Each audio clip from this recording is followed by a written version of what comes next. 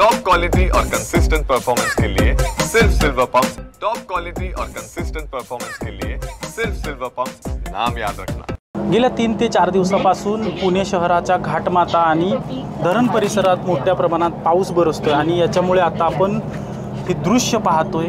खडकवासला धरणातून मुठा नदी पात्रामध्ये तब्बल 22,000 क्युसेक्स वेगाने विसर्ग पाण्याचा सुरू आहे आणि आपण आता हे मेट्रोतून दृश्य पाहतोय। नदी पात्रातील जो रोड आहे तो पूर्णपणे वाहतुकीसाठी बंद करण्यात आलेला आहे आणि नदी पात्र जे आहे ते दुथडी भरून वाहत असल्याचं आपल्याला पाहायला मिळतं। तर हे जे दृश्य आहे ते आपण पुणे मेट्रोतून पाहत आहोत।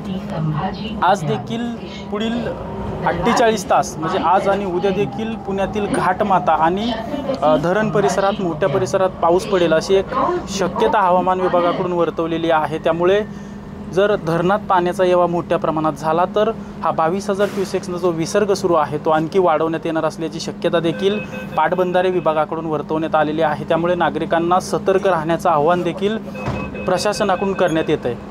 कॅमेरा पर्सन नागेश मर्डेसह अजिंक्य धायगुडे, TV9 मराठी, पुणे।